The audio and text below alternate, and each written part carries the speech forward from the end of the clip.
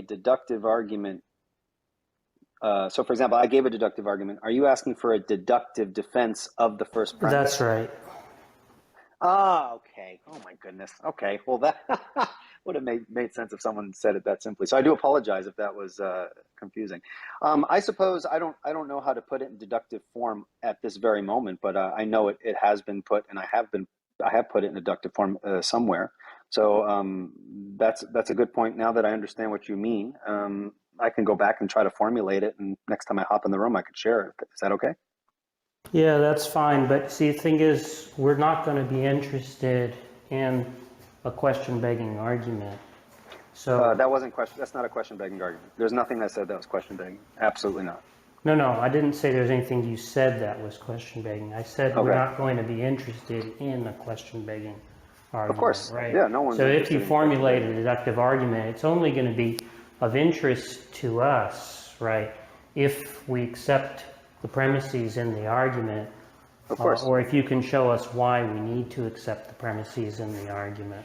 Right. Yeah, that's fine. Of course. Yeah, no one's talking about fallaciously question-begging But deductive see, the arguments. thing is, plenty of people here have been familiar with presuppositionalist argumentation for a long time, and I'm talking about over 10 years. Sure. And we're not aware of there being any such non-question begging argument in the literature. Well, I don't know of any question-begging argument in the literature. I don't know what you're referring to. Transcendental arguments are not you seem uniquely to think transcendental. you seem to think there isn't a non-question begging argument that establishes the truth of the Christian worldview that's in the philosophical literature, right? And I just don't know Yes. where it is, because there are people who've gone through Van Til's writings and Greg Bonson's writings and so on, and they've never been able to find that argument. But you sound like you're very confident that the argument exists somewhere.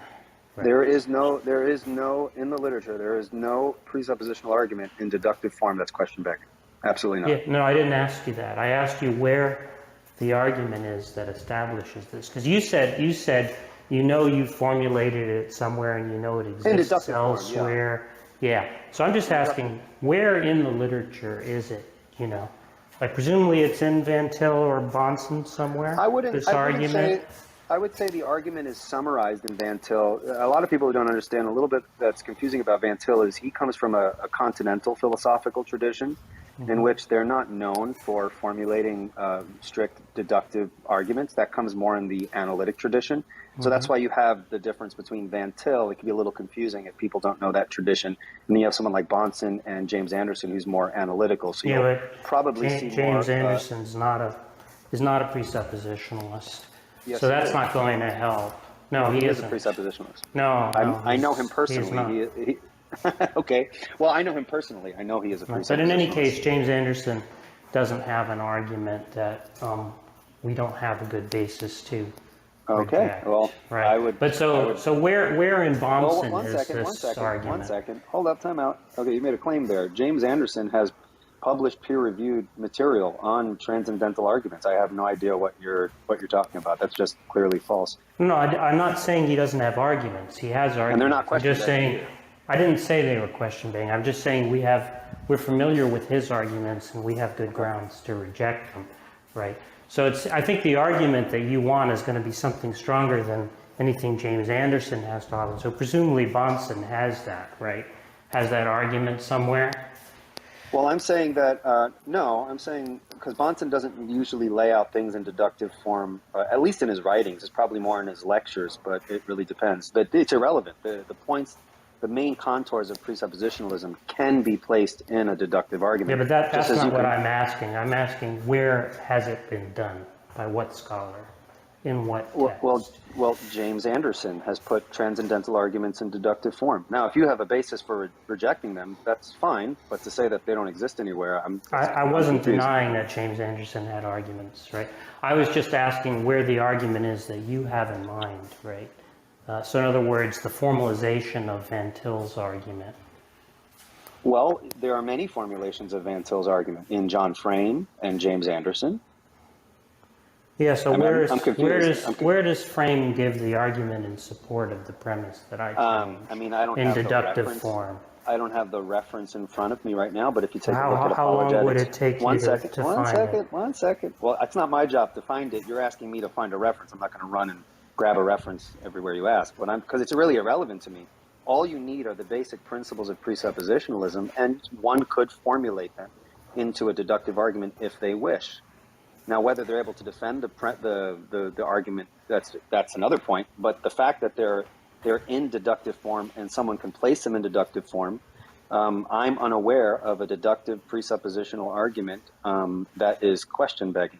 Now, if that's not what you're saying, that's fine, but it's kind of confusing. Some of the statements you're making, I Yeah, think, well, are. I'm saying that we don't know of any place that the support for the first premise, right, appears in non-question begging form in any presuppositionalist literature.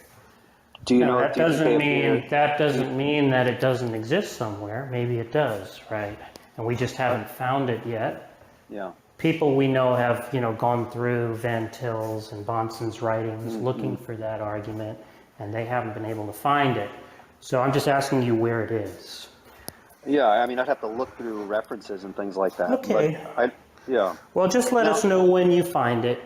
sure. And I do have a question though. So you said that you don't know of any non-question begging presuppositional arguments in deductive form. Are you saying though that you only know, and you can say that that's not what you're saying, but are you saying that you only know of presuppositional arguments in deductive form that are question begging? Is that what you're saying, or is that not what you're That's saying? right, yeah. See, so But that's funny because Detroyer, I'm now not that you're aware. here, Detroyer, can you Yeah. comment on whether James Well, one Anderson second. is I a just like to ask. presuppositionalist Can or I ask a not? question? Can I ask a question Yeah. real quick though?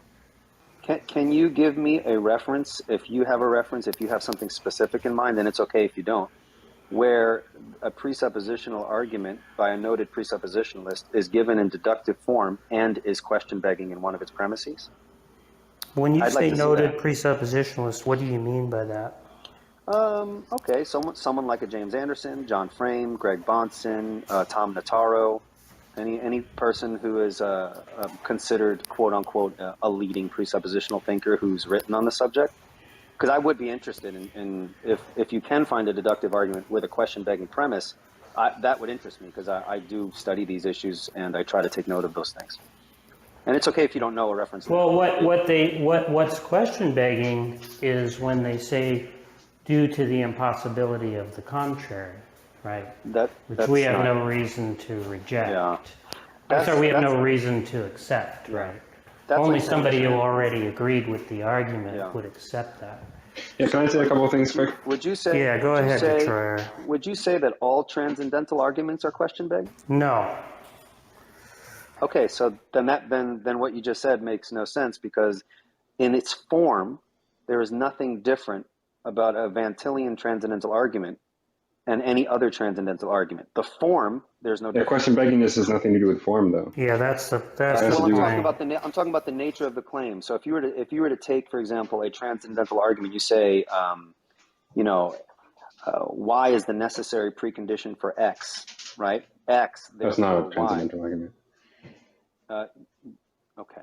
All right. All right. But anyway, Look, Detroyer, go ahead, say what you were going to say. well, look, I was going to say something about John Frame, but he's Sure. sort of a presuppositionalist in the sense that he thinks that God John is a necessary Anderson, you precondition for mean. these James things. Anderson, you mean. James Anderson, he doesn't, as far as I know, he doesn't really, I wouldn't characterize his arguments as presuppositionalist arguments from what I've read of him, but he is a presuppositionalist in the first sense, in the sense that he thinks that God is a necessary, whatever. Yeah. I just want to say He quickly would on, categorize himself James Anderson categorizes himself as being somewhere between Greg Bonson and John Frame. So there are some differences. It really depends what one is yeah, going to say is a quote unquote genuine presuppositionalist. So it was Ben Frame. right. Ben? No, it's John Frame. That is John Frame. I don't know if that's a joke or, anyway, just quickly on what the, because here's the sort of inference that we'd be looking for, that I would be looking for, right? You say that And by the we way, have some data. I'm going to interrupt you real Yeah. quick. If you can speak slowly, I'm going to jot this down because I'm very much Sure, interested in making sure that if I'm saying something unclear, these kind of conversations actually help me clarify. And if there's something like a weakness on how I'm presenting it, I want to know that. So I do appreciate you guys sure. pointing these out. So let me just, okay, so inference. So Okay, go ahead. I don't like that. I don't think the word transcendental is actually very appropriate here. So I'm just going to not use that. Here's a Okay, general form of the argument you're trying to make, which is what you just sure. said a few seconds ago. Right? There's some data or some fact that we Okay, presumably agree to, X. Right? In this case, it could be that we have knowledge or that there's intelligibility, however we want to think exactly about that. hmm, And then you say Y is the necessary precondition for X, or is at least a necessary precondition for X, where Y in your case is something like um, Christian theism, whatever exactly, something like that. At the very least, the existence of some God. And when I understand necessary precondition, that suggests to me that there's some strict logical entailment from the one to the latter. In other words, X entails Y. Necessarily, if X, then Y. okay, Um, right? And what else does it mean for it to be a necessary precondition? You can't have one without the second, right? Um, and if I'm looking for support for this conditional premise, this X is a necessary, or Y is a necessary precondition for X, I'm going to look for a logical inference from the fact that X to the fact that Y. Right? So I'm going to have some inference, some chain of reasoning that starts with X and concludes with Y. If you okay. could show that, just draw it out, some like logical proof, Sure, sure. then you would demonstrate it. Okay, so can I make sure if I'm following you? So Yep. if we say Y is the necessary precondition for Hmm. X, like so if X is some data point like knowledge or Sure. logic or something like that, you're looking for the inference that Yeah, it should at the be Y. Hold logically on one second. I just impossible want to to make have sure. X without Y, right? Okay, yes, okay. And so all right, I see. I think I know what you're talking about when you say inference. So you Hmm. want a line of reasoning to show that Y, for example, is in fact the necessary precondition for X. Yes, and importantly, the logical inference you can't be using other non-logical premises in your Hmm. inference, because otherwise it wouldn't show that this is a logically necessary fact. So in other words, you have to start from this first premise, the certain claims characteristic of Christian theism, whatever. You could separate that into multiple premises if you want. Okay. And from that statement or set of statements, just applying standard rules of logic, inference rules of Hmm. logic, you conclude, um, therefore, sorry, if we just go the other way, from the fact that we have knowledge or whatever, you can Hmm. derive the characteristic claims of Christianity.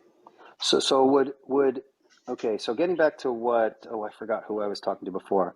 So would having a deductive Jack. argument in defense of the transcendental premise of my previous deductive argument, would that be helpful in seeing the line of connection? So, for example, if I were to say, if knowledge is possible, the Christian worldview is true, and you're going to say, well, wait a minute, defend that. Would Yeah, well, I take would it. a secondary deductive argument in defense of the first premise help see the line of reasoning? Is that what you're saying? It's not just that it would help it, right? It's the point. The point is that um, the first premise, as I understand it, Mm-hmm. requires that there is such a chain of inference, or that you could, in principle, make. Right? It's saying that there is this logical connection between these two things. It's Sure. necessary, logically speaking. So Right. that means there is some logical connection between them. And for people like myself who don't accept that, there's a logical connection of that sort. Okay. Showing the connection is going to help me, right? Yeah. Um, if Okay. you don't, if we don't have some reason to suspect that there is a connection like that, I don't see what the point in engaging this sort of argument is. Okay. I got you. Well, thank you. That's helpful. I'm going to go back to the drawing board and see if I can construct deductive connections. Because a lot of my conversations that I have are pretty informal. So it's not that I'm laying out premises and things like that. So that would definitely be helpful. So I appreciate that. Yeah, and let me Give be me some clear. fun. I'm fine with having the informal discussions. For example, in the sense that I'm fine with talking about the various commitments that Sure. I make on my view and what we mean by knowledge and whether I think we have knowledge in the way that you define it and so on. Sure. You're probably not going to like many things that I have to say about that, but whatever. And Those are things I'm going to say. that's just the nature Um, of disagreements. yeah, But it and is, then we it can, is, yeah.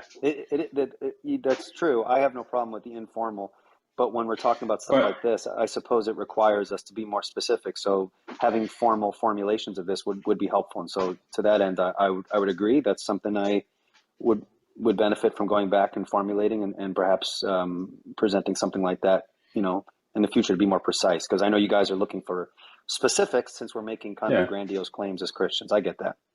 well, there's two issues that come up though with the informal discussion that we might have, which is Mm-hmm. that the discussion might be fine on its own, but with respect Mm-hmm. to this uh, transcendental argument, whatever, Sure.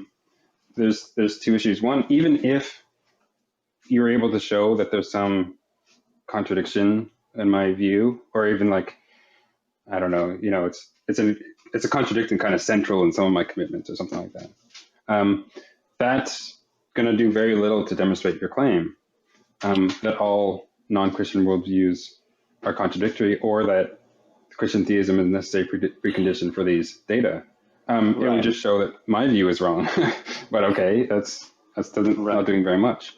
Yeah, Um, the transcendental claim is not simply because your worldview can't account for something that automatically ipso facto makes the Christian worldview true. That's yeah, not but the argument. then why is that the conversation that always ensues, right? Because that's what illustrates the point. So it's But it it's one doesn't. My point is that it doesn't illustrate it, oh, okay. right? Okay. All you're able to show is that this one view has some contradiction in it. That It, does it little and it's if nothing to show your it overall claim. It's not an illustration at all.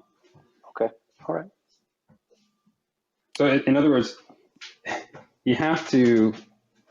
What your claim would have to do is rule out not just my view, but any other worldview that doesn't make precisely the commitments you think characterize Christian theism, or whatever is Right. the necessary precondition for So what you seem to be intelligibility and saying then that knowledge. so then what you seem to be saying is that the only way to prove my argument is that I inductively demonstrate the falsity of other competing views, which just completely misunderstands the nature of a transcendental argument. Transcendental arguments are So not required to do that by the very nature of transcendentals. That's what I'm saying. So you're I'm right not sure. that Yeah, demonstrating the falsity of your view doesn't automatically prove my view, but what automatically proves my view is the positive case that given the Christian worldview, we can have intelligible experience. that doesn't The demonstrate it the ref either. the refu Yes, because you can only have one transcendental, unless you're going to argue that there can be multiple transcendentals that provide the necessary preconditions, which No, which hang on. doesn't work. But that's different though, right? It's one thing to say that on Christian theism there can be knowledge and intelligibility, and another thing to say that Christian theism is a necessary precondition for knowledge and intelligibility. I'm saying that demonstrating the former does little if nothing to demonstrate the latter. There could be all sorts of views that are consistent No, with there being knowledge and intelligibility. I think No, there are. that's the nature of the claim, and so that's where we say, hey, well, part of this argument is the engagement with our premise. Like, give me an example, and then we can interact with it, right? If someone says, well, I don't want to give an example, you just No, have to prove your point. Well, I can give an argument, but I mean, you're not but going to agree with the argument. You have to give illustrations where we can actually give evidence. If I can use that example, falsifying one worldview is a no, no, data no. point in favor of the transcendental argument, which is Right. demonstrated on its own basis. It's of negligible support, right? In fact, I would say it's of like measure zero. It's like nothing, right? Yeah, It's like there's I nothing to would demonstrate your disagree. claim. So well, but you're wrong, right? And here's why, Okay. right? So if the claim is that all other views are inconsistent with there being knowledge and intelligibility or whatever you think the data is, Mhm. and if you can show that this one view or whatever view I'm able to present to you doesn't accord with the data, is not consistent with the data, Sure. then that's true. We could rule out some views as being possibly true, Yes. but that's not showing that all other views, apart from the one that you Yes, affirm, I agree. are such. I'm And, not disagreeing with that. I don't think you're understanding the basis for right? the truth of the transcendental argument is not the falsification of a particular non-Christian worldview. It's not what I was Oh, but saying. then what is the basis then? Okay, well, I'll repeat it again. It is the positive case that given the truth of Christian theism, knowledge and intelligibility is possible given Yeah, Christian theism. but hang If on. that's true, given the nature of transcendentals, there can only be one view. Yeah, right. Now So of course, we hang can on. tickle the person. Well, one second, we can tickle the person's curiosity, but what about this view? Then at that point, we're just giving various illustrations. The illustrations don't demonstrate the point of what my Yeah. positive case was. It's reinforcing that positive case. Yeah. So like the initial case I took you be saying was that, oh, if I can show that on Christian theism there can be knowledge intelligibility, of course, I think you would agree that that would be insufficient, except in light of the additional fact that there can be only one view Yes. that is consistent with there being knowledge and intelligibility. But that's Yes. just making the further, just like burying the fact, the It's burden not in that varying it. further claim. That's the nature of the Christian system. So when I say the Christian Yeah, worldview, I'm saying that given the nature of the case, you can't have more than one transcendental unless you affirm that you can. If you affirm right. that you Well, can, yeah, but then that's the further claim that I'm not going to accept. And so then I'd be looking for some inference for why, if there is any view which can accommodate knowledge intelligibility, there can be no others. do Um, you? Well, okay. So are you of the view then, and this will helpful to me. mhm. Are you of the view that there can be multiple transcendental categories that sufficiently ground intelligible experience so I that the don't know what a metaphysical, transcendental category is. um, okay, logic, intelligible experience, knowledge. I'm not sure why. I know Do you the think? things you're talking about. I'm not sure why I call this transcendental categories. What about them? Okay, That there's well then some. how do you understand those? See this is why this. I'd go through them one by one. I could explain it. It would take a few minutes. Well, yes, that's fine. But I'm just saying this is why we talk about worldviews, because now we're going to be talking Uh-huh. about these categories independent of broader worldview context. That's why I was talking about the importance of worldviews at the beginning of the discussion. That's why I said that. That's why in transcendental, this is why when you have these conversations, as you guys know, the presuppositionalists, whether they're annoying about it or not, and I grant you Mm-hmm. that presuppositionalists could be really annoying. There is often talk about laying out the worldview, and what I do see is the Christian laying out their worldview, and there's disagreement there, of course. That's the nature of the debate. But a lot of people Mm-hmm. don't show their hand and their worldview so that it can't be critiqued, so that some of those illustrations, those data points that support our transcendental claim can be shown. You see what I'm But they saying? don't. But the point is that Well, I don't know if well, I'm just repeating myself here. The data points you do not say that support they, it. right? Well, you say that they don't Well, because I can we explain why they obviously don't. we actually disagree. Yeah. So Well, okay, it's and quite trivial why they don't, right? Because, okay, like, go look, ahead. if I have a bag of infinitely many marbles, right, Mm-hmm. and you say at least one of the marbles is red, right? I pull out another marble, and oh, sorry, and I say at least one of the marbles is. Eh, this is a bad example. The point Yeah, is, you can if start I again if you need to reset and explain. I hate when if that happens. I Don't worry about it. yeah, you want to say Yeah, whatever. if you Forget the both marbles. if you both pick out a marble and you don't open your hand, Eli, and you say like open your hand and we'll see if you have the red one, and then Detroit doesn't have the red one, and then you say aha, therefore I have the red one. That's not That's exactly not what the I was nature of the analogy that I'm transcendental looking Well, argument. that's for. pretty good, though. No, I know it isn't, but I'm trying to explain why showing that one worldview is incompatible with the data does not Yeah, demonstrate your claim, yeah. and in fact does little if nothing to actually demonstrate your claim. It's Well, like okay, so how about this? If and this will be helpful because what I like to do on my channel is I like to the best of my ability, and I suppose I'm not the best at doing it, but to clarify various misunderstandings of presuppositionalism. So if you think that yeah your analogy with the marbles are yeah. like Let me give you a one better second. analogy with the Well, marbles. okay, but here's what I want you to do because I do Yeah, have to leave in like 30 seconds. And sure. and I don't know. I mean, I'm new to Clubhouse, so I'm not sure if you're able to do this, but if you can jot down your analogy through text, I'll take a look at it and talk to some friends of mine who are kind of can think logically through these things. And we'll see if we can come Yeah. up with an adequate response to it. Because I want to treat your side fairly and I want to make sure I'm properly representing where you're coming from. And I also want to be able to sharpen my ability to defend my view. So I would appreciate that after we're done here, if you can Sure. private message me just a brief little outline of the point you're trying to make, and I'll try my best to address it, maybe in Well, a I'll future just video or something like that. okay. I'll just say it very shortly here. Okay. Suppose you have a red marble, and you say all the other marbles are red as well. Um, that's saying all the other marbles are red is the analog to saying that all other worldviews are incoherent or something like that. And suppose we pull out a marble and see that it's red. Okay. Well, okay, in a sense that's consistent with your claim, but there's like infinitely many, or at least a great number of other marbles in there. And showing one of them is red, there's little, if anything, to show that they're all red.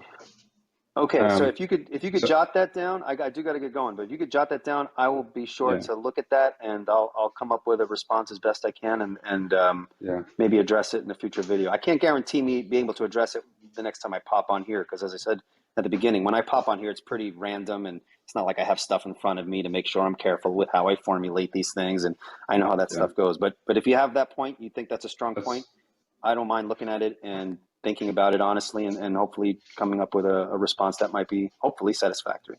How do we find yeah, your that, channel? that's fine. But again, the most important thing is the first thing that I talked about how Okay. given the nature of the claim that you're making, this inference from if X then necessarily Y, Okay.